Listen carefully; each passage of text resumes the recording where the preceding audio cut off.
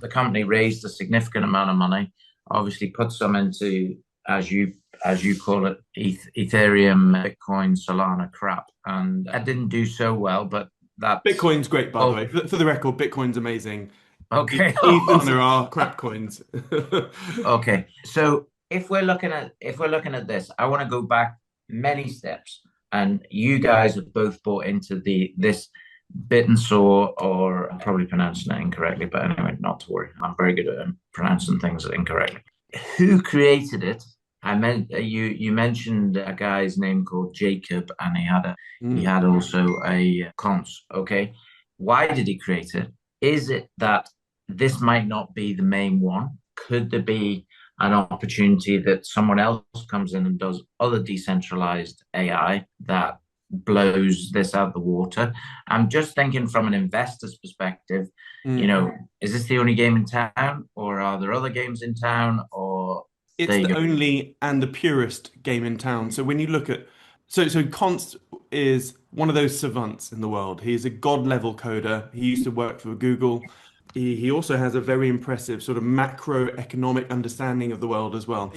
Was a Bitcoin sort of maxi, I guess, but before Bittensor. And when you look at Bitcoin, right? Everyone looks at the price and oh, it's 100K today or whatnot. The beauty of Bitcoin is that Satoshi Nakamoto, whoever he, she, or they were, they looked at two, well, he looked at two things really. That one that Are you sure it wasn't the CIA? well, SHA-256 bit encryption was created by the NSA, and when you look at, in fact, that's a whole nother, yeah. The NSA, in my opinion, is one of the potential Satoshi Yeah. Nakamotos. Don't go Anyway, down that rabbit hole. Sorry, yeah, I'm being, that's a I'm being, whole nother I'm story. being, I'm being facetious. So Yeah. carry. So it is the financial Noah's Ark for chronic central bank currency debasement. So every central bank prints, prints, prints. It will never stop. Therefore, fiat currency is a shrinking ice cube. So Bitcoin is at Noah's financial ark. It's a finite commodity. But the beauty of Bitcoin is not that, in my opinion. That's a lovely side product, a side byproduct. The beauty is that he, she, or they incentivized one thing only. That in order for this crypto sort of resource allocation protocol, they needed security. And so Bitcoin incentivized hash rate, i.e., compute. And now, fast forward, if you took every supercomputer on the planet combined, it wouldn't come anywhere near the Bitcoin supercomputer. It's a bit of apples and oranges comparison because supercomputers are rated and gauged in different things, but it is the biggest computer by far. And so Bitcoin mastered one incentive mechanism. If you have compute, up, provide your compute to the network and you will be rewarded. So a lot of people looked at that and went, okay, that's pretty wasteful energy. It uses more power than, say, Norway every year, and it will increase. I disagree with that. And again, I could talk to the cows come home about that. But for those that think that is wasted energy, well, Const was one of them. He thought instead of just having one incentive mechanism and incentivizing compute, what about if we took the world's energy and use it for something useful?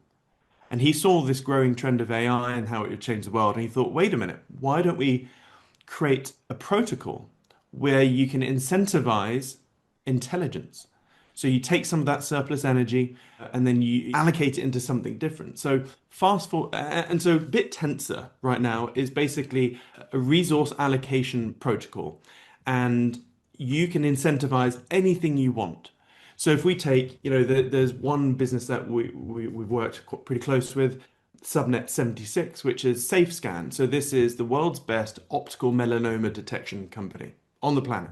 There is an existing scientific benchmark. I think it's called the HAM 15,000 of some sort. So what SafeScan did is that they set up a subnet. They came to the world, and what did they incentivize? They wanted to incentivize scientists around the world to help build a much better algorithm in looking at lesions optically and seeing if it was cancer or not. So when you're setting up a subnet, you don't need to employ staff and have an HR and all of that bollocks that comes with businesses. You can stay lean, and your staff, people that you don't know anywhere in the world that has certain talents. And so that is without spending 2 hours explaining BitTensor, that's in my opinion, the most beautiful part about it. You can incentivize anything. Yeah. So I suppose the question is there anything else that is decentralized Uh, in this way or not? yeah, there's been four copycats and they all died. Okay. Yeah. So Okay. there is a critical threshold, sort of a critical mass threshold when it comes to crypto projects like this. So if you look at Ethereum, Ethereum, as I said earlier, is so flawed in so many ways, but it had first mover advantage and it got to the point where it had critical mass threshold in terms of the amount of money focused on it, the amount of talent and attention and time focused on it. So there are many other competitors that come out there that haven't got done the same things as Ethereum. And Bittensor has got that critical mass threshold in terms of attention, eyeballs, capital, and also talent. You know, a lot of the engineers in the world's biggest centralized AI companies are mining Bittensor in their free time. There have been copycats and they've all died. Okay, very good. So what I'm looking at is the centralized AI is going to be ultimately the big power brokers with huge amounts of capital, with huge amounts of investment that they need a return on. Yes. Okay. So therefore, that there is a much greater chance, in my view, and playing but devil's advocate, that Hmm. those AI systems are going to drive the human race down certain pathways Oh which yeah. are going to make them more profitable. Now, in the decentralized form, that isn't necessarily going to be the case because we're going to drive decentralized AI Yeah. down a line that people are going to want to use it because it's beneficial to them, not the other way around. AI is, well, large, well, the big LLMs are the new nuclear weapons of the world. So we do have mutually assured destruction, but it's not with nukes, it's AI. And these big house AIs are not profit gen focused. It's all about power and control focused. Profit is again a byproduct of power and control. And you know, the US will never let China, or they'll do everything possible to not let China have the best AI, and China vice versa. So we have this arms race right now, and so yeah, we have this AI alignment problem. So Jeffrey Hinton is the godfather of AI. He's terrified of where we're going. He quit Google a few years ago to sort out his life affairs, as he put it. But I don't like to focus on, you know, are we going to be exterminated? Because we can't control that. So we have to control where we are now.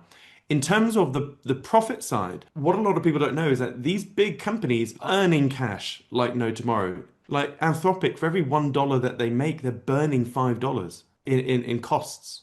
OpenAI is exactly the same. Every time you say please and thank you to ChatGPT, you're costing OpenAI a fortune. So, but yeah, hopefully the decentralized world will outperform it in almost every way, and then the power will naturally go to the most performant model or the most performant in what it's there. So, but I'm curious, Mark, what was your slightly different answer? Really, although we talk about Bittensor as an AI ecosystem, what it really is an incentive mechanism. It's the best incentive mechanism in the world. But you can incentivize people to do whatever you want using the Bittensor mechanism. But to compare it to centralized AI, imagine we've got two strawberry farms sat side by side, and in strawberry farm centralized, okay, we're just paying people to walk around the farm with baskets, putting strawberries into baskets, and that's how we pay them. And they get paid by the hour or by the day. And I hope in you're not going to tell me that they have to produce their own manure on the decentralized one, and therefore we can have better strawberries. And in the decentralized one, what happens is everyone's allowed to wander around, but we only pay them for the strawberries that they give us. So we don't pay them by the hour, we don't Mm. pay them by the day, we pay them for the results.